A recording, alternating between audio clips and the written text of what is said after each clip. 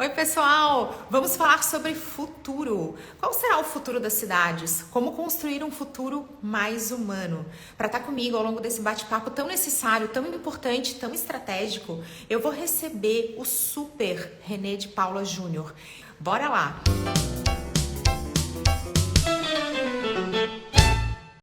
Camila, que prazer, que honra estar falando aqui com você. Deixa eu acertar um pouco Vamos mais a câmera nós aqui, dois nos assim. enquadrar? Pronto, Eu falo, tá enquadrados. tudo bem Agora agora. O áudio tá bom? Tá tudo tá legal? tudo maravilhoso. René de Paula, que prazer estar aqui. Eu não tenho roupa para te receber, porque eu sou muito sua fã. Você tá linda, imagina, que Bem-vindo, honra, bem-vindo, que honra. bem-vindo. Fico super feliz, é uma honra para mim. Renê, eu sei que hoje a gente vai falar a respeito de futuro, de humanidade, de cidades, de convivência. Eu quero tanto que você se apresente, conte um pedacinho da tua trajetória brilhante, para que todo mundo possa saber um pouquinho do profissional maravilhoso que você é. Gente, o Renê tem fã-clube e eu sou presidente, tá? Obrigado, Camila, obrigado pelo carinho, mas a minha trajetória não é exatamente linear, é meio uma montanha-russa.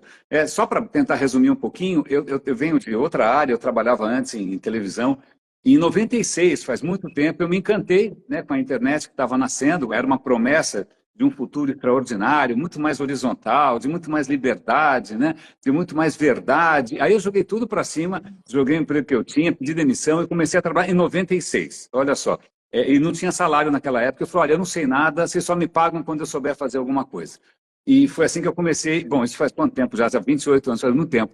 Nesse meio tempo, eu acabei fazendo um pouco de tudo. Eu comecei em agências, né? Eu tive a sorte de trabalhar em agências de primeiríssimo nível, tipo a UMAP, que só tem a UMAP, imagina, a UMAP, Marcelo Serpa, só gênios e tal. Trabalhei bastante tempo na Wanderman. Aí veio a bolha fez com que tudo ficasse meio esquisito.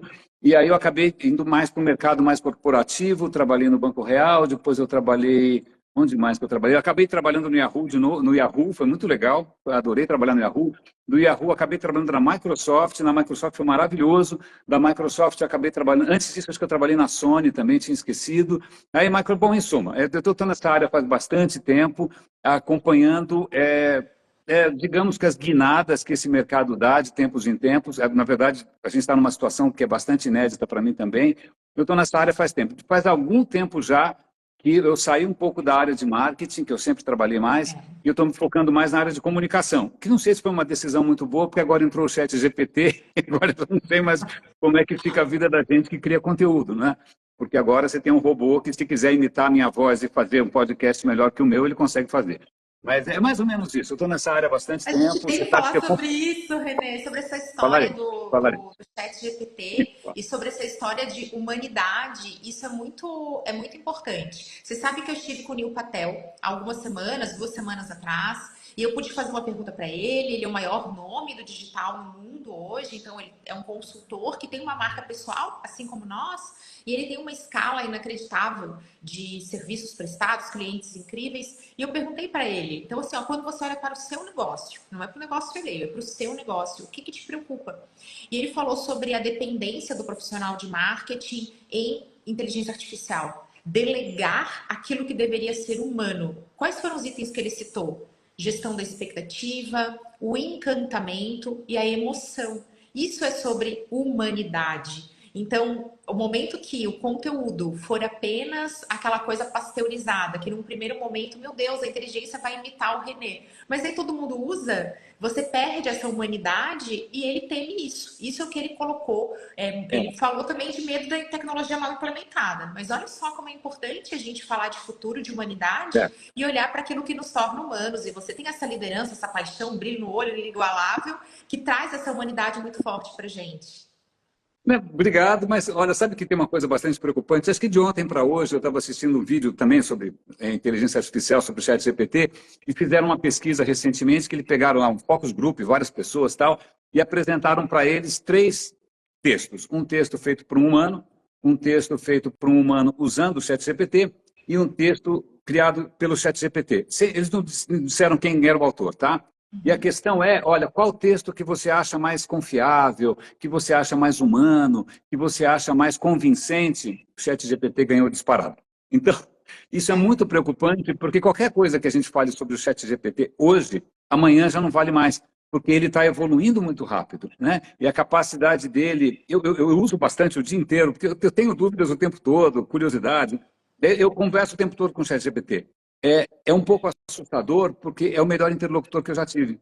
Eu não estou tentando pensar de algum humano, tirando a minha mulher, claro, que seja um interlocutor tão agradável. Porque, cara, a impressão que eu tenho é que as pessoas se desumanizaram, né? É muito difícil você encontrar gente hoje com, primeiro, com disposição para conversar. Conversa assim, né? Síncrona, ao mesmo tempo, sem roteiro. Né? Não, eu vou pensar no que eu vou dizer e eu respondo amanhã. Não, assim, né? Já é difícil.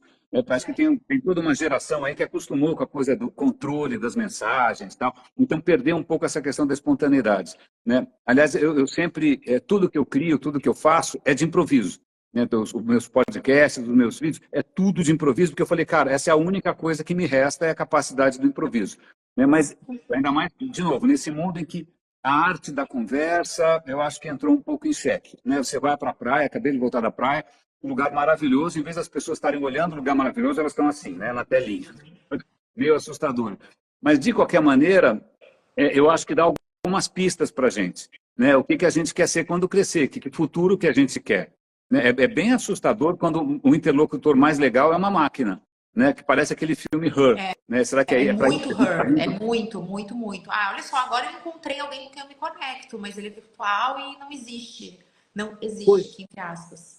Pois é, então assim, eu acho que a gente está numa fase muito interessante, muito preocupante, é difícil ter certezas a respeito, sobretudo porque, e aí eu concordo com o Yuval Harari, eu adoro o Yuval Harari, a gente está diante de algo que é inédito, é como se fosse ele até chama de, ele não chama de artificial intelligence, ele chama de alien, é como se fosse um alienígena, alien intelligence, porque é uma forma de vida que é diferente da nossa, né? Ela aprendeu com a gente, mas ela tem um funcionamento próprio que ninguém entende, é uma caixa preta, né? Então, isso é muito preocupante, né? Tanto que eu estava comentando com você, há pouco tempo eu fui convidado para, foi uma honra, né? Fui convidado para fazer um TEDx, o segundo já, eu fui fazer em Lençóis Paulista, que é uma cidade que está crescendo, tem 70 mil habitantes, mas ela já está preocupada com como é que ela quer ser quando crescer, qual é o futuro que ela quer, né? E aí tinha 30 palestrantes, eu falei, cara, o que eu vou falar, o que eu tenho para falar, meu Deus do céu. A cidade, até que eu gosto muito, eu nasci na Nestor Pestana, no centro de São Paulo, eu sou um cara do centro, mas eu falei, cara, alguém vai falar de internet das coisas, outro vai falar de smart cities, o outro vai falar de blockchain, eu não sei o que eles vão falar, metaverso. Eu falei, cara, eu não vou falar de nada disso, porque, cara, na boa, o que faz uma cidade legal não é necessariamente tecnologia, é se você pode, como ser humano, se você pode desabrochar, se você pode florescer, né? Se você vai encontrar ali um ambiente para desenvolver as suas potencialidades, né? Então, eu fui falar sobre uma coisa demasiadamente humana. Eu fui falar sobre bibliotecas. Eles têm lá uma biblioteca que eles se orgulham bastante. Eu falei, cara, vocês estão criando um espaço aqui que é um espaço que não tem fake news na biblioteca, as pessoas podem se conhecer, podem se encontrar, se estiver chovendo, ela entra aqui, se tiver frio, ela entra aqui, se alguém quiser se alfabetizar, entra aqui, se o cara quiser se atualizar até na profissão, que todos nós temos, entra numa biblioteca, é a melhor coisa que você pode fazer, e até quando acontece um desastre, como acontece, sei lá, acabou de acontecer no Sul, uma tragédia, a biblioteca tem um papel social de resiliência, ela pode receber as pessoas, tal. Então, mesmo numa situação dessas que os caras estavam pensando que o futuro ia ser, sei lá o que, robô, eu falei, pensa, porque, veja, quando você viaja para uma cidade, Camila, você viaja porque os caras têm mais, sei lá o que, smart. Não, você vai, sei lá, para Paris porque é uma delícia. Você vai querer conhecer a Croácia porque é um espetáculo. Você vai querer ir para Londres porque, puxa, é uma cidade efervescente. Né? São coisas humanas, né? Não são coisas, né, assim, tecnológicas. Então, eu de uns tempos para cá, eu venho direcionando um pouco assim a minha pegada nessa direção. E é uma direção incrível, Renê. Você falou de biblioteca. A biblioteca ela tem uma coisa interessante que é um privilégio hoje, silêncio. Uh, Não é Você incrível, gente, falar sobre isso? São um dos luxos tocou do num nosso ponto mundo ótimo, né? Bom ideal. ponto. É Bom ponto. isso, a gente ter acesso a Silêncio, tem silêncio. uma coisa que é interessante também, que acho que vem junto com o silêncio, que é um tempo. Né? A biblioteca, ela te dá outro tempo, é um tempo de reflexão. Você está lendo que você lê alguma coisa, pensa, né? Aí você produz alguma coisa. Quando você quer produzir alguma coisa nova, você precisa de um certo tempo, você precisa de certas condições. E acho que hoje, a vida atual, está muito complicado, porque o celular pisca sem parar, apita sem parar, conferência o tempo todo. Então, e acho que resgatar esse tempo seu, nesse seu ritmo, acho que é fundamental.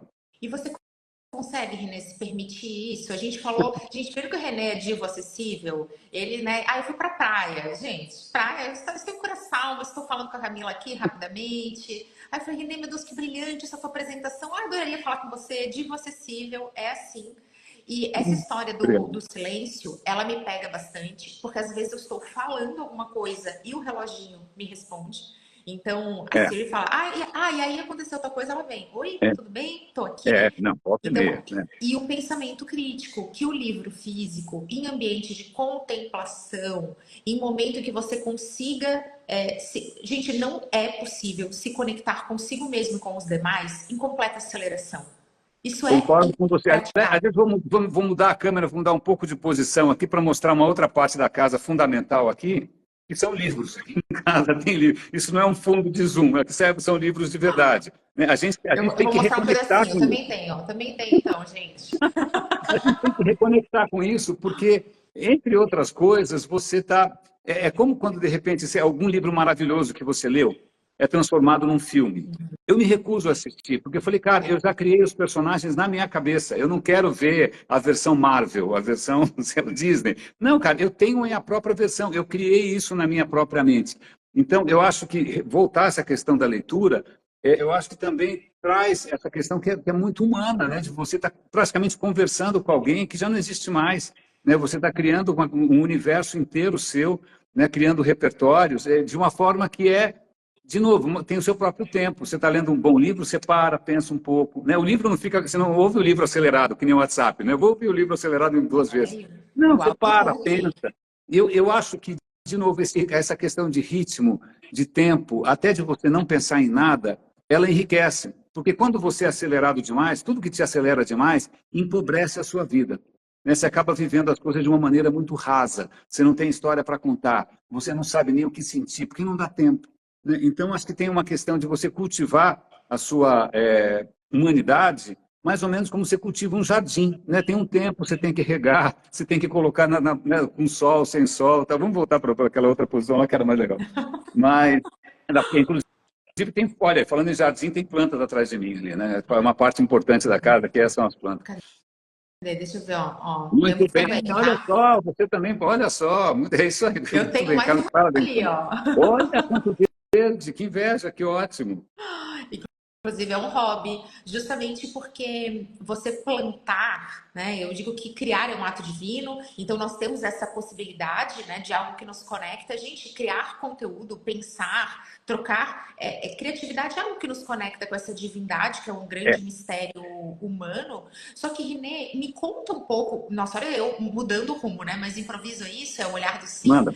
Me conta um pouco se você não se sente um solitário ou aquele, sabe aquela pessoa que tá lutando? Eu imagino você entrando numa sala dizendo assim: plante uma árvore, tenha tempo, não É, faça é, nada. Eu já você tocou no bom vivi ponto. momentos de angústia. Gente, eu já tive isso, eu falo abertamente, eu de vez em quando tenho, talvez tenha amanhã, momentos em que eu preciso estar ouvindo alguma coisinha. Aí você tem um fonezinho aqui, e quando para o podcast, quando aquilo silencia, te dá um nervoso. Você às vezes se sente assim, esse paladino da Olha, plena atenção do foco?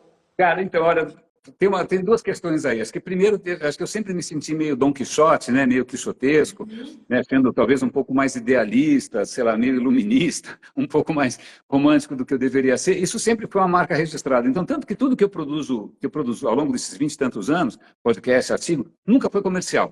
Né? Eu sempre quis fazer uma coisa não comercial, gratuita, pensando no que de repente valia a pena ser dito, não no que dá mais ibope ou menos ibope e tal.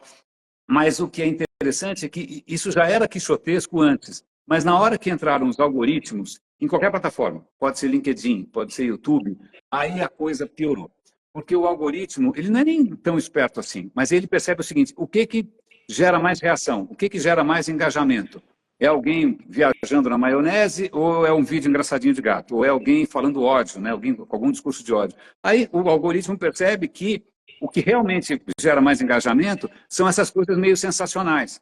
Né? E aí ele começa a dar prioridade para tudo aquilo que é sensacional e qualquer coisa que seja mais, sei lá, mais reflexivo, que exige um pouco mais de lição de casa, ele joga para baixo. Então, já não bastava, né, remar contra a corrente, né, dos interesses comuns das pessoas, mas de repente você está lutando contra um algoritmo que, cara, ele está eliminando qualquer possibilidade de boas discussões. Você vai ver, só tem autoajuda, só tem, sei lá, coisas maravilhosas, todo mundo é feliz, todo mundo é bacana.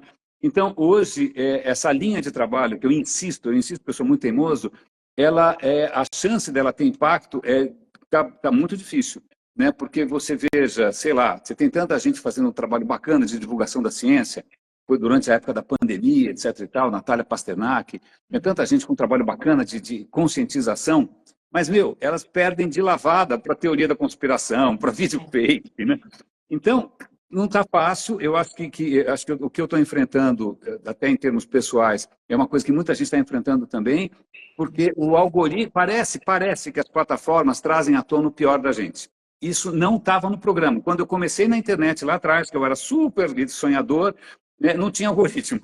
Então a gente achava que ia ser uma nova fase, todos iam ser criativos, generosos, né? Aquela coisa magnífica, jornalismo cidadão. Cara, na boa, a hora que entrou o algoritmo, Facebook, Google, etc e tal, a coisa saiu fora de controle e é muito difícil você conseguir furar esse tipo de bolha, né? Então, eu continuo porque eu não sei fazer outra coisa e porque é aquilo que eu acredito, e porque é assim que eu funciono. Mas não é que a pessoa, siga-me, você vai ganhar mais dinheiro, fazer sucesso com as mulheres, né? Trocar de carro. Não, nada disso vai acontecer. Mas é complicado, é bem complicado.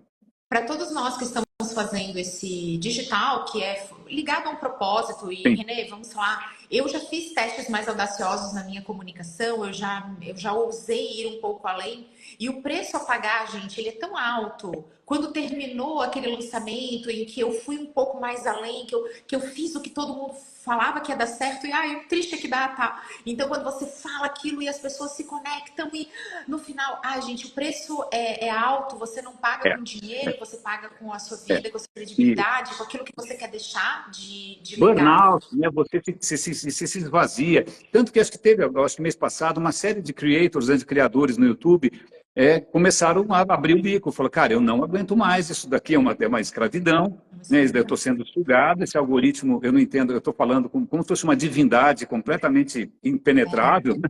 Que é o senhor algoritmo, obrigado, tem que acender vela agora para o algoritmo. Né? E você percebe que o cara rema, pedala, aí chega no final do mês, o algoritmo fala assim, eu acho que você vai ganhar X. Eu falo, por que é X, não é Y? Não, porque eu sou algoritmo, eu acho que você merece ganhar isso. Então, tem muita gente espanando. A minha sorte é que realmente não é para mim um modelo de negócio, né? Sempre foi um trabalho bastante autoral, bastante pessoal. Então, mas de qualquer maneira é muito exaustivo, né? Porque a gente se expõe, né? A gente se expõe, é muito difícil dar conta das expectativas geradas, né? Tem muita expectativa que é difícil da gente acompanhar, mas mesmo assim eu acho que a gente não pode desistir. Né? Alguém já falou que o mal prospera quando o bem é tímido, né?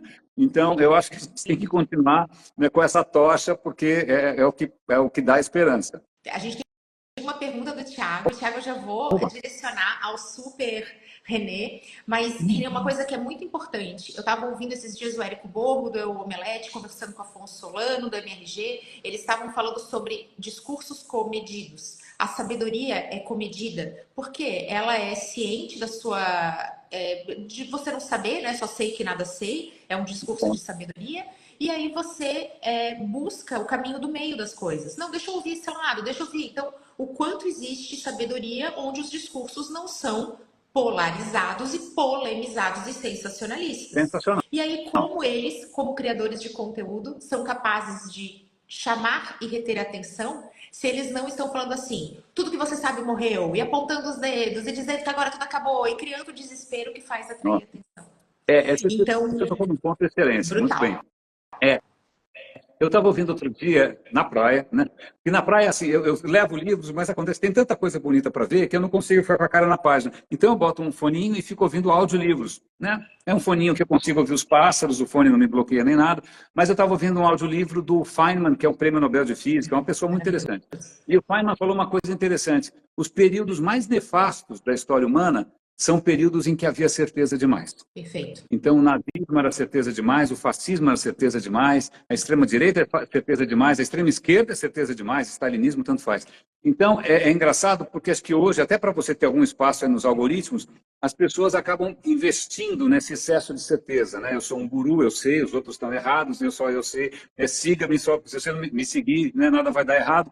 Mas, cara, a outra figura que eu admiro, que é um milagre, que é um fenômeno, que é o Yuval Harari, quem diria que ia surgir alguém como o Yuval Harari? É a mesma coisa que o Karnal. Quem diria que o Karnal ia ser pop? O Karnal é careca, ele parece um padre, né? Ele fala de história, é a coisa mais improvável. Mas ele é um gênio, maravilhoso, o Karnal. Né? E o Yuval Harari é a mesma coisa.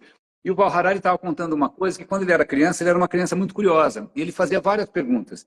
E muitas vezes os adultos ou falavam qualquer coisa ou não sabiam a resposta. Ele falou, olha, eu não ficava tão chateado deles não saberem.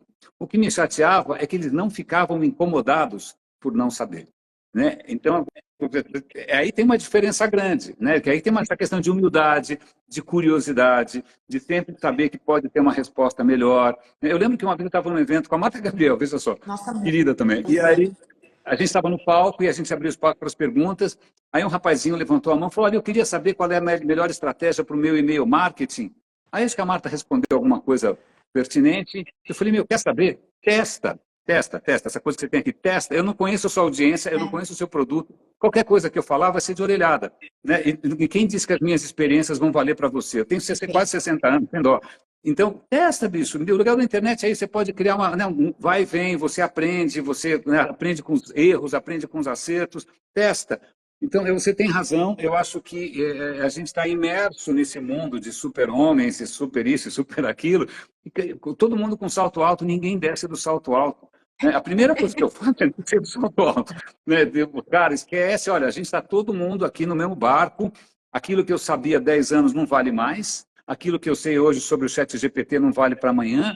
Cara, a gente está aqui, né, experimentando, descobrindo novos caminhos o tempo todo.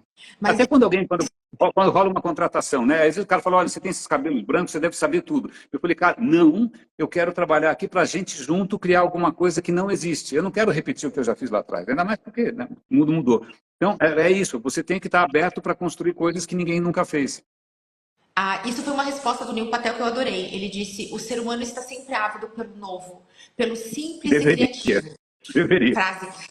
Eu quero deveria. ler seus fãs que estão aparecendo aqui. Tiago, calma que a sua resposta vem. Mas é que eu já sei que quando o Renê começar a falar sobre a sua pergunta, a gente vai ter aquele Opa, desejo de saber mais. Então, a Jaque, acho que é assim, ela falou aqui, realmente é um preço muito alto. A gente vai tentar acompanhar essa coisa também dessa pose, desse ego, que é necessário, gente. Eu não estou falando daquilo que eu acho, eu estou falando daquilo que eu testei. Renê, eu já testei uma comunicação mais impositiva, mas eu tenho a resposta para você. Deixa eu te falar o que fazer, deixa eu te analisar de uma forma que eu sempre sou muito cuidadosa. Eu falo, olha só, eu estou olhando de fora. Sabia que eu posso dar sugestões que elas não vão ser coerentes para claro. você? Falando de um trabalho tático.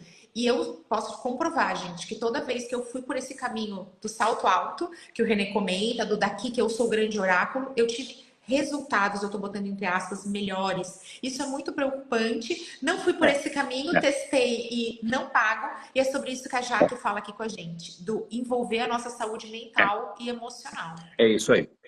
É isso aí. Até porque tem uma questão que é interessante, já que é o seguinte: a gente tem limites, a gente tem limites e a tecnologia não tem. Então, você, né, não dá para dar conta de todos os comentários, não dá para dar conta de todos os e-mails, não dá para dar conta de todas as mensagens de áudio que as pessoas mandam, mesmo que você coloque não mande mensagem de áudio, né? E também o que as plataformas exigem de você, que você tem que ficar produzindo, senão você afunda, você é esquecido. Então, eu acho que tem um aprendizado que, infelizmente, a gente descobre normalmente da pior maneira, é que há limites. Né? A gente, quando é mais novo, a gente fica achando, não, eu vou aguentar tudo, eu vou dar conta, vamos lá. Você vai ouvir alguém de autoajuda aí falando que o triunfo da vontade. Cara, não, a gente tem limites, a nossa experiência se empobrece. Né? E quando a nossa própria vida se empobrece, o que você tem de novo para oferecer? Né? Veja, se de repente você tem uma molecada toda, que está todo mundo vendo só vídeo do TikTok, ninguém está namorando, ninguém está se aventurando, ninguém está explorando, ninguém está namorando, ninguém está dando, sei lá eu, o que esse cara tem de história para contar? Né? Então, se a gente não recuperar um pouco o espaço para a vivência, para a experiência, para a reflexão, para o ócio, para o tédio, né? A gente se A privacidade. desumaniza. Não, A quem tem. TikTokização da vida, Renê. Eu tenho muito medo da TikTokização da vida, tá? Que é quando você vai treinar e você tem que cuidar com as câmeras. Ai, desculpa, você tá filmando. Ai, desculpa, desculpa, tem a tua câmera aqui. Ai, e tal. Gente, você não treina, não mostra o teu treino. Eu falo, ai, não, que eu já mostro tanto. Deixa eu ter o meu momento. Não, mas É tem uma isso. coisa, você viaja, isso é uma coisa muito louca, né? Você viaja, você vai no museu, vê obras de arte incríveis. A primeira coisa que a pessoa faz é tirar uma foto. Eu falei, cara, para, você não precisa tirar uma. É como se ela está tão acostumada a ver o mundo pela tela, que na hora que ela está diante da obra, ela fala, eu acho que eu preciso ver pela tela. Ela tira uma foto e olha na tela. Eu falei, não, a obra está ali, né? Loucura. Por favor, desliga um pouco o celular, absorva, né? Emocione-se, mas não é tirar uma foto. Não é botar de novo no Instagram para ver se alguém dá like. Mas a gente foi meio sequestrado por essas plataformas. Porque, como diria o Yuval Harari, essas plataformas estão aprendendo como seduzir a gente de uma maneira que a gente não consegue resistir. É tipo à noite, você fala, eu não vou ver mais o celular, eu quero namorar com a minha parceira, com o meu parceiro, tanto faz. E aí, cara, quando você vai ver, você pegou o celular de novo. Você fala, caramba, eu não consigo resistir. Né? Por isso que eu te falei que mesmo eu estou tentando fazer um detox aí, eu estou tentando preservar os momentos do casal, os momentos da minha vida, porque senão você é sugado. E sabe quem ganha com isso? Você não ganha nada, a sua vida passa, a vida não tem andu, a vida não tem refil, não tem nada disso. Né? Quem ganha com isso é o Mark Zuckerberg. É isso, ele ganha aquele É, panaca. exato. Aliás, eu já conheci ele pessoalmente, ele veio uma vez para o Brasil, eu apertei a mão dele, é Ai, o Renê, personagem você mais. é muito Não, chique. não Conta sou. disso. Não, ele fez um evento, eu não estou brincando, foi um evento aqui, eu morava no Itaim, era do lado de casa. Eu fui no evento de desenvolvedores, era um evento para. Eu não sou programador, mas eu fui. Né? Ele falou, faz mais de 10 anos, isso acho que foi 2009, há muito tempo. Mas o Facebook já era grande. Aí, ele é bem desinteressante, tá? Não é alguma coisa assim imponente, não, não. Cara, o cara é invisível. Ele falou, abriu espaço para pergunta. Posso contar a pergunta que eu fiz? A história, até, vou contar essa história engraçada, porque acho que. Conta, conta. Bom, a história foi assim, Eu queria ter 3 horas para ouvir Renê de Paula. não faça isso. O teu plano de saúde não cobre, tá? Tem uma cláusula bem pequenininha. Mas o que aconteceu? Eu estava lá, ele falou as baboseiras todas, tal, eu levantei a mão, falei, olha, ô Mark, é o seguinte, agora que você tem um produto que é global, o que que você está aprendendo, né, com a maneira como cada país se apropria, cada país usa, tal? Aí ele olhou para mim e eu falei assim, não entendi. Aí eu falei, ok, ó, vamos lá. Eu já trabalhei no Yahoo, já trabalhei na Microsoft, eu já trabalhei em plataforma, né? Quando você cria um produto e joga para o mundão, o que que a gente percebe? Coisas estranhas acontecem. Tipo, sei lá, o Brasil se apropria do WhatsApp de uma maneira que nunca ninguém se Aham. apropriou. Né? De repente, o Japão se apropria de um. Cada país, meu, adota uma tecnologia, a sua imagem e semelhança. Tanto que o WhatsApp não faz sucesso nos Estados Unidos, faz sucesso aqui. Né? Eu contei essa história de que cada cultura se apropria e tal. Ele parou e falou assim: eu não acredito nisso, porque se a solução é suficientemente boa, ela vai funcionar para todo mundo da mesma maneira, porque as pessoas são basicamente iguais. Eu falei, logo na sequência veio a Primavera Árabe, né? Que você vê que aí, imagina, pegaram o Facebook e transformaram numa revolução. Né? E aí eu falei, cara, mas é que isso, sabe o que acontece? Primeiro ele é americano. Americano, acho que todo mundo fala inglês, em outras galáxias, né? Você vê na ficção científica, o cara vai parar em Saturno, todo mundo fala inglês. A segunda questão é que ele é engenheiro. Eu sei porque eu estudei engenharia um tempo. Quando você estuda engenharia, você aprende princípios universais. As leis de Newton não passa na alfândega, não tem problema. Você pode, a lei de Newton funciona em qualquer lugar. Mas aí depois eu fui para comunicação, como você. Comunicação, a primeira coisa que você tem que saber é com quem você está falando, porque tudo muda, né? Muda o repertório, muda o estilo, muda a cultura, muda a realidade. Não é uma coisa só para todo mundo, certo? Certo. Mas normalmente quem é de exatas, quem trabalha com programação, está acostumado a lidar com código. É sempre o mesmo código, é sempre a mesma CPU, tanto faz. Né? Então, agora eu acho que o Mark Zuckerberg deve ter aprendido que não é bem assim. Né? Que não é nem todo mundo é igual, que não é o mesmo sonho para todo mundo, entendeu? Mas eu não sei se ele aprendeu ou não, tem minhas Eu quero dúvidas. Aí tem o Elon Musk, até que é pior eu ainda. vou complementar, gente. Isso é uma discussão importante de termos todos juntos. O Mark Zuckerberg é um bilionário. Ele não nasceu bilionário. Ele é um CEO e um founder, um fundador de um negócio. Isso. Renê, eu cruzo com pessoas que têm um hiperfoco. O ser humano tem as mesmas 24 horas e as mesmas competências. Sabe aquele círculo da vida onde você tem o espiritual, o emocional, a sua Sim. família? Você tem as determinadas áreas, os tipos de inteligência. Quando você tem alguém que é hiperfocado, ele tem um objetivo e ele vai ser excelente naquilo, ele também é humano. E é por isso que a gente vai falar de IA daqui a pouco, porque a gente tem várias. O Bom espectro ponto. muda. Cara, quando a Neurodiversidade, gente né? encontra alguém assim, Neurodiversidade. a pessoa tem que olhar para aquele lado e ela tem que esquecer o resto. Senão ela não vai conseguir se manter hiperfocada. E quanto mais a gente conversa com pessoas hiperfocadas, elas são sim fascinantes, assim como o conceito de genialidade. Eu sou um gênio da física e não entendo matemática. Ao mesmo tempo, as pessoas mais interessantes, talvez elas não sejam geniais nem hiperfocadas, mas elas têm esse quê de um pouquinho de cada coisa, um generalismo gostoso. Você enxerga Sabe o que eu um pouquinho acredito? disso? Uma coisa que eu sempre insisto quando eu palestro por aí, que é o seguinte, o que torna a nossa espécie diferente, né, o que trouxe a gente até aqui, não é grandes gênios, não são as pessoas hiperfocadas, mas é a nossa capacidade de colaborar com quem é diferente. Então, há muito tempo, centenas de milhares de anos, a gente conseguiu descobrir maneiras de colaborar com quem é diferente. Você conta uma história, o cara topa, você inventa a regra do jogo e tal. E aí, o que trouxe a gente aqui não são heróis, são essa colaboração, né? A colaboração entre todo mundo. E a gente, às vezes, ainda mais no mundo de que todo mundo faz muito marketing pessoal, se projeta e tal, o cara nunca conta é, quem estava do lado dele, né? O Mark Zuckerberg não fez isso sozinho. Ele teve a sorte de nascer numa família bacana, no Vale do Silício. Ele teve sorte de ter entrado em Harvard. Ele teve sorte de... O projeto dele inicial não era... O projeto dele social era para pegar a mulherada. Ele fez ali uma redezinha ali para ver se ele pegava a mulherada na faculdade. Como que isso deu certo? Acho que foi meio sorte. Alguns testes que ele fez deram certo, né? Então, eu tendo, por temperamento, não é que eu tenha problema com autoridade, né? Mas eu tendo a valorizar mais a capacidade de indivíduos que conseguem unir pessoas diversas, porque, para mim, a grande força está na diversidade. Você traz gente com perfis diferentes, não é só trazer cabeção do MIT, cabeção do ITA, cabeção da Poli, não. Você traz gente com vários perfis, várias bagagens sociais, né? E aí, quando elas colaboram, surgem coisas novas, né? Eu sou um grande, o líder, para mim, tem que ser como um jardineiro. Ele tem que combinar ali as melhores plantas, tem que regar direitinho para elas crescerem legal, né? Porque senão a gente fica muito nesse discurso do macho alfa, que é o cara eu faço, eu fiz, que nem o Elon Musk, o Jeff Bezos, né? O cara está lá no iate de 500 milhões de dólares, cheio de mulherada. Não, o cara ele não fez nada sozinho, né? Ele não nasce... Sabe quem eu admiro? Eu tive a oportunidade no TEDx. Eu fui falar muito cedo, então eu falei muito cedo no evento e fui embora, então eu quase não conheci ninguém. Mas eu tive a chance de conhecer um personagem que eu admiro, que é o Murilo Silva, que tem uma presença super forte aqui no Instagram, né, um influenciador de primeira categoria, e o Murilo é um empresário de sucesso, não é, tem um negócio que mexe com inteligência artificial, diabo, internet das coisas. O Murilo nasceu na favela. Então, assim, veja, alguém que nasce na favela e consegue, e é negro, e consegue vencer tudo isso, e aí consegue, é diferente de alguém que nasceu numa família de classe média alta, sei lá, lindo, loiro e branco, e aí só foi fazendo o mínimo e acabou, sei lá, dando certo. Né? Então, o Brasil é maior do que esses caras que são os machos alfa, o Brasil é de todas as cores. Eu fico super feliz que até hoje, quando você liga a televisão hoje, você vê a cara do Brasil, você vê várias etnias, você vê vários tipos físicos, vários sotaques, né? A gente acaba ficando muito preso nesse discurso dos grandes líderes que acham que nasceram com direito divino, sei lá, que ele é tipo Napoleão, Alexandre o Grande.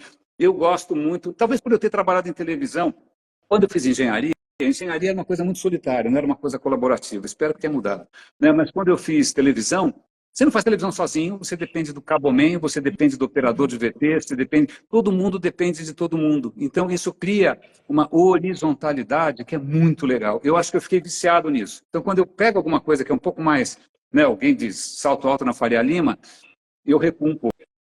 Eu sou da diversidade, eu sou do centro. E, gente, é importante falar disso, inclusive citando o MIT aqui, pesquisa recente que mostra que existe uma maneira hoje de nós superarmos uma super inteligência artificial, que é justamente o olhar múltiplo. A inteligência coletiva é Isso. uma saída. Isso. Então, gente, isso não é opinião do René de Paula, Isso. isso é um E olha, dado. já que você falou do MIT, eu fui receber, foi acho que ano passado, foi 2023, eu fui para o MTech, que é um evento no MIT, eu nunca tinha ido para lá. Né? E eu estava lá no evento, e aí os caras estavam mostrando, foi a primeira vez que eu vi o ChatGPT.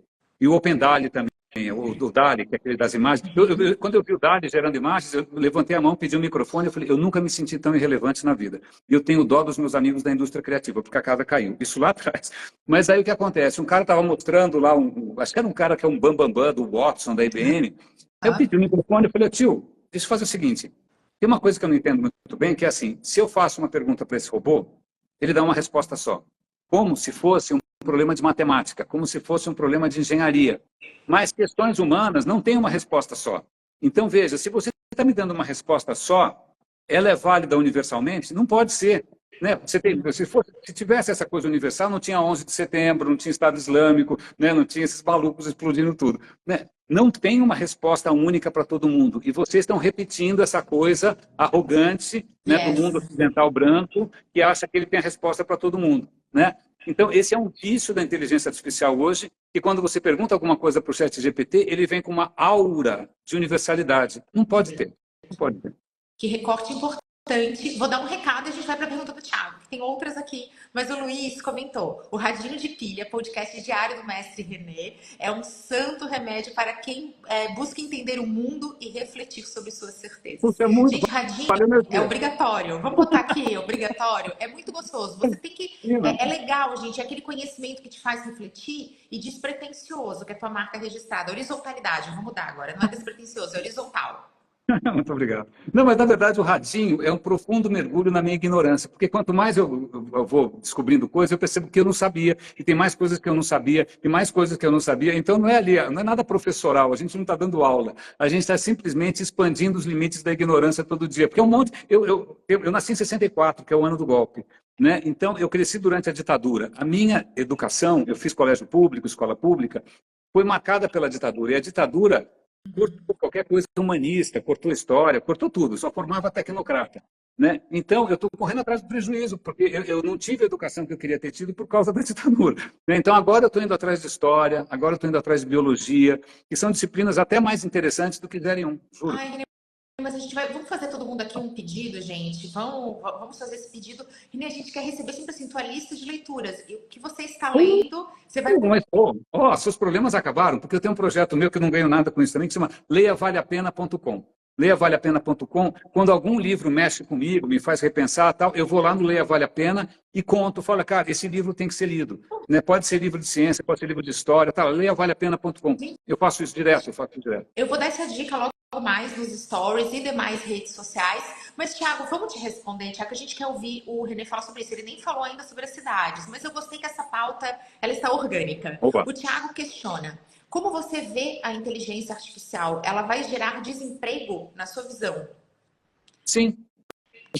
Claro, é um absoluto desastre. É um absoluto desastre. Porque medo, assim, a questão é a seguinte: meu medo nunca foi que a inteligência artificial virasse alguma coisa onisciente, fosse tipo alguma coisa super. Não precisa. Eu acho que a gente já vai começar a ver muita desgraça com uma inteligência artificial meia boca. Por quê? Porque como é rápido e é muito barato, né? Quem é empresário, quem é sei lá o quê, ele fala, cara, eu posso ter uma solução maravilhosa e perfeita daqui a uma semana que vai custar R$ 20 mil, ou eu posso ter uma solução meia boca que esse robô me cospe aqui. Tá? E essas AI, essas inteligências artificiais que são cruas, que não estão perfeitas, elas vão decidir sua empregabilidade, elas vão decidir o valor do seu seguro, ela vai decidir se você vai preso ou não, porque ela, sei lá, de repente você é parecido com um bandido e vai preso, ela vai decidir alocação de recursos, porque agora tudo é decidido por AI. Eu fui comprar outro dia uma escova de dente da Oral-B e estava assim, agora com AI, não estou brincando, escova de... Então, agora, o meu medo é que de repente a gente vai estar soterrado de, entre aspas, inteligência artificial, que é incompleta, que tem viés, que é meia boca, e aí, sei lá, você está precisando do trabalho de um criativo. Né? Eu mesmo, sei lá, eu preciso de uma ilustração para o meu podcast. Eu posso pedir para um amigo ilustrador, o cara vai ficar indo e vindo, uma semana depois ele me entrega, ou eu vou lá no Midjourney e faço. Cara, acabou. Aliás, eu tenho uma história curiosa. Eu descobri que eu tenho um homônimo, que é nossa, grande amigo, um querido, chama René de Paula também. Eu descobri que uma vez eu estava no trabalho, fazendo uma apresentação super séria para um monte de gente, e eu não desliguei o Messenger, esqueci de desligar. Aí, no meio da reunião, todo mundo olhando, aí apareceu uma mensagem assim, René, eu sou a Vivian da Mulata Brasil, a gente vende biquínis, eu queria fazer um book. Acabou a reunião, acabou.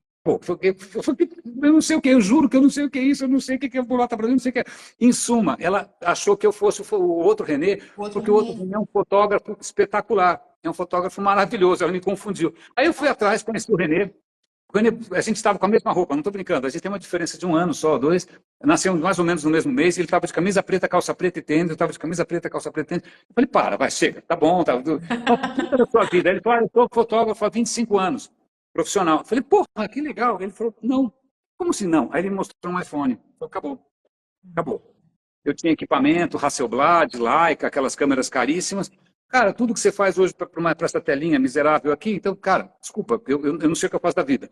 Né? Então, quem trabalha na indústria criativa faz tempo que está apanhando de algumas novidades. Mas agora, com a inteligência artificial, aí é golpe de misericórdia. Porque, cara, você é muito difícil competir. É muito difícil competir. E eu trabalhei recentemente numa empresa em que eles tinham todo um esforço de geração de conteúdo com humanos e tal. Aí eles descobriram um jeito de um robô checar quais deveriam ser os keywords que poderiam ser mais oportunos, e aí o robô gerava um briefing para o ChatGPT, o ChatGPT escrevia um texto, aí o texto era validado por um outro robô, né? E aí testado, moral da história, a produção aumentou tipo 20 vezes, os resultados aumentaram não sei quantas vezes, e as pessoas que escreviam perderam emprego. Então, inicialmente começou a afetar quem escreve, mas agora afeta tudo, pode afetar advogado, pode afetar médico, né? Por isso que esses caras dessas plataformas, tipo, então acho que a única solução no mundo vai ser a renda única, né? A gente vai dar um dinheiro de pinga aí, porque você não vai ter o que fazer mesmo, né? Então esse risco existe, e infelizmente quem está decidindo o nosso destino são pessoas que você não votou. Você votou no Elon Musk? Eu não votaria jamais. Você votou no Mark Zuckerberg, que é um idiota? Também não votou. Mas ele está lá decidindo essas coisas. Aí o Tá. cara solta um troço dele, né? Complicado. Essa leitura, gente, é super importante. A gente vai falar de pensamento crítico, porque isso é um exercício que eu tenho, inclusive com a minha filha, que é assim, você pode assistir tudo, desde que cada vez que você assista, você pare e reflita. E converse um pouco comigo. Você gostou? Por quê? O que você não gostou? Você concorda com tudo? Você entendeu tudo? Isso é um exercício da nossa infância, gente, Você dessa tocou no nova. ponto excelente. Sabe qual é a melhor parte do ponto do que você falou? Ela conversar com você. Porque o que acontece, eu nunca conheci alguém que achasse que não tivesse pensamento crítico. Eu nunca conheci, eu falei, eu sou meio burro, eu não entendo nada. Todo mundo, você pode pegar o Tudo maior mais ou menos, eu maníaco, faço. você pode pegar um maníaco, você pode pegar a família Bolsonaro, tanto faz.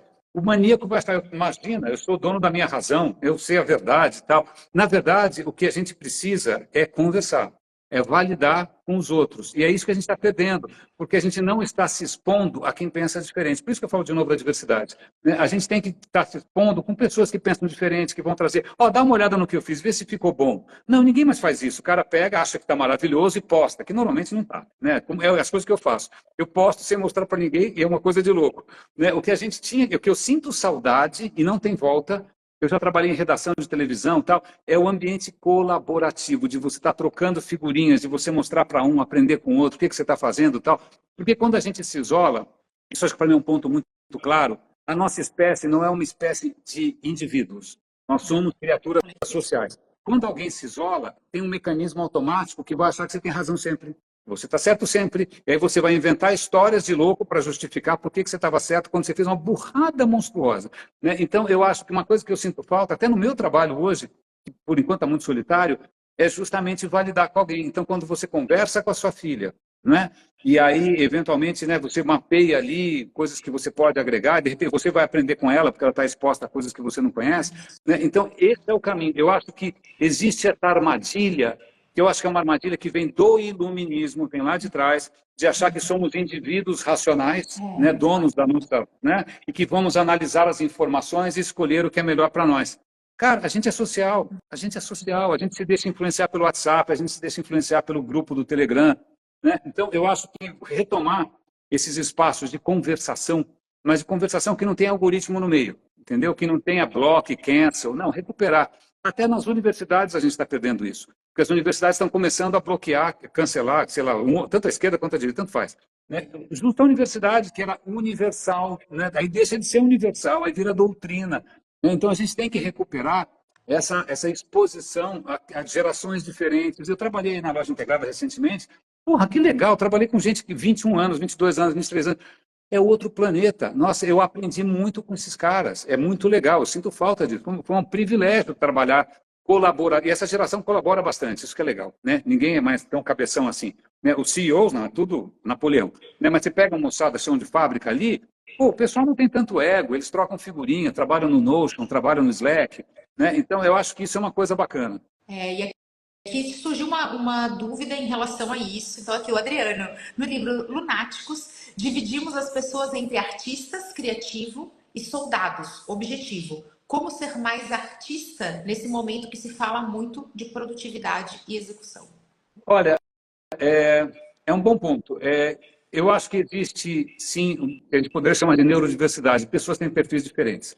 né? Algumas são mais extrovertidas, algumas são mais criativas, nem todo mundo vai ser artista. Além do que, a gente às vezes fantasia a questão de ser artista quando muito artista se matou, Van Gogh se matou, o outro é desesperado. Muita calma nessa hora, né? Então a gente não pode fantasiar também o lado esquerdo, o lado direito, ainda mais que não existe lado esquerdo, lado direito, isso é lenda. Isso do ponto de vista não existe. Mas vamos lá. Mas o que é interessante aqui é que a gente é formado, dependendo do rumo que você toma, eu sei porque eu fiz poli, fiz ECA, eu peguei os dois extremos, né, do lado esquerdo e do lado direito, por assim Ficou dizer, mesmo. né?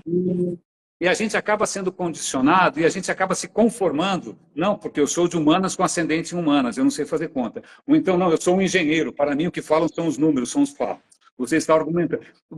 Quando o cara veste a camisa e aí isso gera uma identidade, identidade é uma baita armadilha, porque você nunca é igual a você mesmo, né? Você tem que ser mudo o tempo todo, você nunca é um perfil só, você não é o seu signo, que é outra falácia.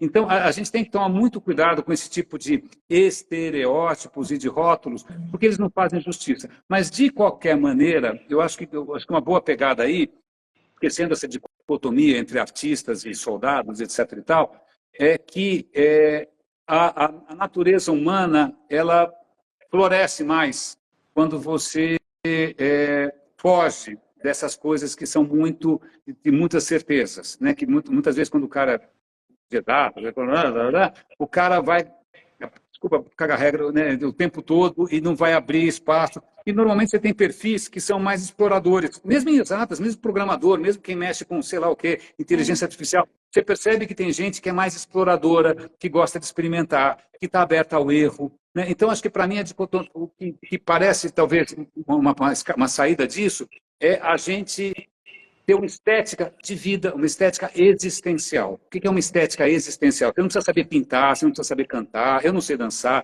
não é? Mas uma estética existencial é levar a vida de uma maneira um pouco mais artística, mais estética. Você descobrir o que tem de novo, você perceber a diferença, né? Você chamar a atenção para aquilo que merece chamar a atenção. Eu acho que a gente recuperar essa estetização da vida, viver de uma maneira um pouco mais aberta, né? Com mais incerteza, sem salto alto, né, de uma maneira mais humilde, mais curiosa, quase que como uma criança né, essa coisa que a criança é marcada por isso, a gente acaba perdendo. Eu acho que isso é mais importante do que qualquer outra coisa. E eu adorei essa sua fala. Uma das coisas mais impressionantes da minha maternidade foi quando a minha filha entrou naquele momento que você corrige a forma que a criança fala. Que ela fala, pra mim fazer. Aí você fala, pra eu fazer. Ah, que E ela legal. fala, pra eu Ah, fazer. que E legal. aí, Renê, foi um choque, porque eu sou consultora, gente, então eu tô muito acostumada a lidar com os egos de quando a gente corrige alguém. E a pessoa, Oh, você tem que ser muito cuidadosa, e você muitas vezes ofende a pessoa mesmo com todos os dedos. E você tocou num aí ponto eu falei, que era cara, como é sentido. bom lidar com criança, como é fácil. Tanto que sempre me perguntam, se você não trabalhasse com marketing, eu faria pedagogia e seria professora de Olha que creche, legal. de escola. Seria Parabéns. minha escolha. Eu gosto Parabéns. muito disso. É fácil lidar com as crianças, porque elas não têm o ego. Como perfeccionista, e aí já vou mais além, Renê, dizer que nunca fui tímida, eu era insegura, eu tinha muito desejo de ser perfeita, de estar sempre certa. O perfeccionista busca isso como uma proteção. E, gente, o perfeccionismo, o desejo de ter sempre razão, o desejo de ter todas as respostas, gera essa ofensa quando alguém fala assim: não é para mim, é para eu. E esse olhar infantil, esse olhar curioso, esse É. olhar despretensioso, humilde, e isso reflete, Renê, a situação que eu vivi semana passada, subindo no palco, o palestrante anterior tá falando assim: vocês já viram quanto que custa comprar um quadro? Faz no Mid Journey. Ele faz melhor, faz de graça. E eu pensando ali, não. O que nos torna humanos, a expressão máxima da humanidade, é a ciência e a arte. A arte é pura expressão. Então imagina quando você joga essa criatividade assim, isso não Pois vale. é, Então pois é. esse Nem me olhar fala. curioso e a tua visão me interessa, esse olhar interessado, gente, É eu isso. acho que é uma forma bacana da gente lidar. O interesse genuíno de ouvir, de aprender, de ver uma nova visão. Eu gosto muito desse caminho. É um bom ponto. Eu acho que tem uma questão interessante aqui, que a gente, quando você trabalha em multinacional, eu trabalhei em várias, uma coisa que você percebe é que nem todo lugar pensa e sente do mesmo jeito. Né? Então, quando, sei lá, eu lembro que uma vez estava no Yahoo e a gente foi para um encontro lá em Sunnyvale, o cara matriz e tal, e a gente estava lançando uma coisa global, e aí o cara falou, aí uma canadense, uma menininha, uma mocinha lá, levantou a mão e falou, olha, eu quero saber quando é que você vai entregar isso, blá, blá, blá, blá, blá. Ela começou a peitar o cara, eu fiquei branco. Eu falei, meu Deus do céu, ela vai ser demitida. Nossa, que ela ficou louca. Né? E não aconteceu nada. Não aconteceu nada, por quê? E aí vem uma questão muito interessante, que é a seguinte, a cultura brasileira ela é muito pouco aberta a questionamento. É manda quem pode, obedece quem tem juízo. E isso você percebe em muitas lideranças, muitas empresas. Não é? Aí você vai para uma multinacional, uma cultura como a americana, tem muito mais espaço para você. Tem até uma coisa que aqui eu tentei fazer isso no Brasil, foi um desastre, tá bom? Acho que eu até perdi o emprego. Quando você está numa empresa americana, você faz, sei lá, você faz um evento, faz uma campanha e tal. Aí deu certo, não deu, aí você faz uma coisa chamada post-mortem. Post-mortem é o pós-morte. Todo mundo senta para analisar o que deu errado, o que você vai fazer melhor da próxima vez. É super legal. Você vai fazer isso no Brasil, o cara fala, você está botando a culpa em mim. Você está dizendo que não, vai achar que isso é uma ameaça, vai achar que isso é uma agressão, e aí todo mundo cala a boca, porque todo mundo quer tirar da reta. Né? Então você fala, opa, então alguns aprendizados que você tem multinacional, a hora que você volta para o Brasil, é um suicídio coletivo. Entendeu? Então você pega, por exemplo, o brasileiro é muito novidadeiro, né? A gente adora adotar qualquer tecnologia. Você vai para o Japão, cara, o Japão não está nem aí. Né? Os caras são felizes fazendo as coisas do mesmo jeito que eles faziam. Né? A espada katana tem que ser feita daquele jeito, o sushi tem que ser feito daquele jeito. Né? Eles têm um apego à própria cultura que é absolutamente. Você até parece uma coisa, você fala, não, você continua usando peça de madeira, mas por quê? O estilo de vida dos caras. Aí você percebe que não tem muita coisa universal. Né? É muito difícil, às vezes, você incorporar o ensinamento de algum guru americano, porque aqui no Brasil não aterrissa. Aqui, se você chegar, você é uma consultora, se você chegar para um líder e falar, você errou aqui, aqui, aqui, ele, próximo consultor, você está fora. Né? É muito difícil. A gente não é uma cultura de confronto. A gente é uma cultura de manda quem pode, obedece quem tem juízo. Isso é um aprendizado que a gente só aprende da pior maneira. Né? Mas você tocou nesse ponto. A hora que você vai para o mercado, é muito difícil você falar, de repente, o que tem que ser dito. Né? Mesmo nas plataformas, né? Nas plataformas você prospera muito mais se você falar só maionese, né? Porque é o que todo mundo quer ouvir, autoajuda.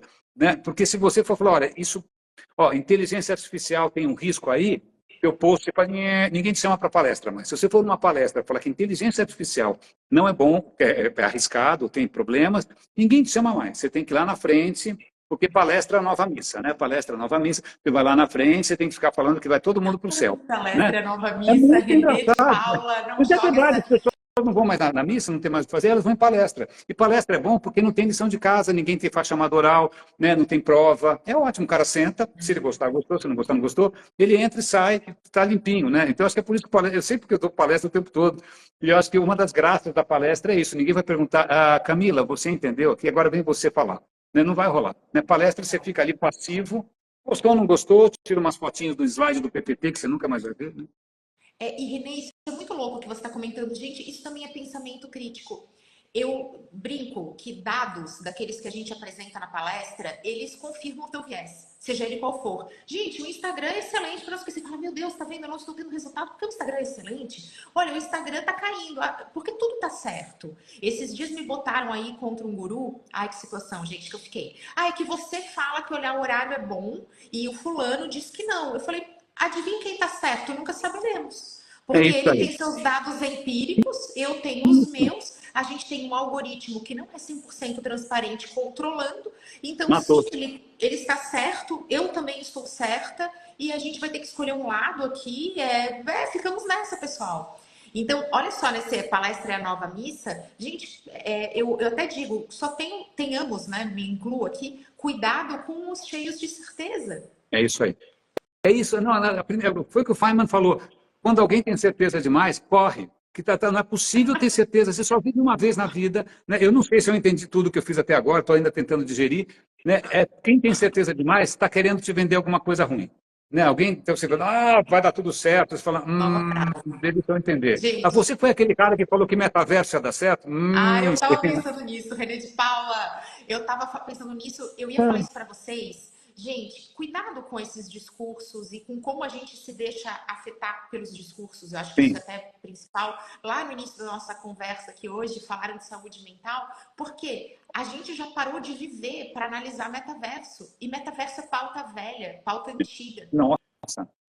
Porque Então, isso é muito engraçado, porque tem uma questão da natureza humana que, infelizmente, faz parte do pacote, que vai acompanhar a gente até a gente acabar, que é o seguinte, a gente não resiste a alguém com carisma. Ponto. Você tem dois caras, né? O cara vai lá dar a cura do câncer, mas ele é meio feinho, ele é meio gago, ele tá meio mal vestido. Tá? Aí você tem um cara ali que parece um macho alfa, um pavão, e que ele vai falar que o futuro é, sei lá o que, o blockchain. Cara, você se vira para cá. Né? A gente é muito sensível à questão do carisma. Aliás, uma figura que eu também gosto bastante, gosto de ciência, o Carl Sagan, que era um divulgador de ciência, ele no final da vida ele estava todo desanimado. Ele escreveu um livro, Um Mundo Assombrado por Demônios, tal, que ele estava falando, cara, não adianta, eu estou aqui falando, mas as pessoas continuam pensando em pensamento mágico, em charlatães. E ele tem uma fala dessas, olha, a hora que você delega, né, o seu pensamento a um charlatão, ele nunca mais vai te devolver. Né? Então, a gente sempre vai ser sensível a pessoas que são... É como quando você vai... Eu acabei de participar de um TED, e TED tem muito disso, né? O TED vai alguém lá super carismático, faz uma apresentação que é cinematográfica e sai correndo. E sai correndo, não tem espaço para debate. Tem uma plataforma inglesa que eu adoro, que se chama Intelligence Squared, que é o contrário disso. Né? Eu não conheço. Eu assino, é maravilhoso. É assim, vem lá o palestrante, aí tem o mediador apresenta o cara, aí o mediador faz algumas perguntas para o cara responde, ok, então o cara já levou uma sabatina ali. Né? Aí o que acontece? O cara tem 20 minutos para falar, aí ele fala as bananadas dele lá, e depois perguntas de novo do mediador e perguntas da plateia. Então o cara rebola. Entendeu? Eu já vi gente passar vergonha. Porque o cara falou, eu já entendi, você está falando que a educação está toda errada e o futuro da educação é, sei lá o quê, educação digital, sei lá o que for. Eu falei, então tá legal, você falou o A, eu concordo com o A. Você falou o Z, que é o final, eu concordo com o Z. Eu quero saber qual é o B. Como é que você vai do A para o Z? Tem o B, o C, o D, o E, o F, tem 23 letras, você não está falando isso. Então, é isso que faz falta em evento. Mas quando você tem esse tipo de situação, aí ninguém vai. Né? Uma vez, não estou brincando, o maior suicídio profissional que eu já fiz na minha vida, eu acho que não estou brincando, acho que a minha carreira a partir daí dançou.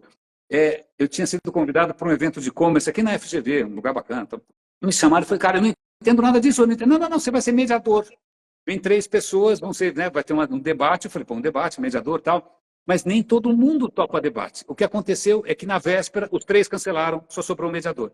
E aí a apresentadora, a organizadora falou, Renê, você topa falar sozinho? Eu sempre topo, mas o que eu vou falar? Falou, o que você quiser. Aí eu fiz uma apresentação super, assim, irreverente, mostrando o seguinte, olha, gente, na época eu estava com 50 e poucos, agora estou com 60. Pô, eu estou com 50 e poucos. Se eu estiver meio em crise, se eu passar na farmácia, vão me dar Viagra. Né? Se eu passar em tal lugar, vão me dar uma Harley Davidson. Se eu passar em tal lugar, vão me arrumar uma amante. Né? Eu falei, aqui, o que está acontecendo com vocês é a mesma coisa. Vocês estão, né, meio em crise e tal, e está todo mundo te vendendo o que você não precisa. Você tinha que fazer a lição de casa. Cara, antes de mim tinha falado a Oracle e depois ia falar a IBM. Os caras me fuzilaram. Acho que eu vou ter que fazer um banho de sal grosso, sei lá o que e tal. Mas é isso, o brasileiro não gosta de debate. Quando você tem debate, é tudo ação entre amigos. Todo mundo acha o outro lindo, ninguém faz pergunta. Né? Porque a nossa cultura não é assim. Aí você vai ver, inglês é diferente. Americano bate pesado. Né? Depende. Não, japonês ninguém bate ninguém também. Japonês é tudo bonzinho.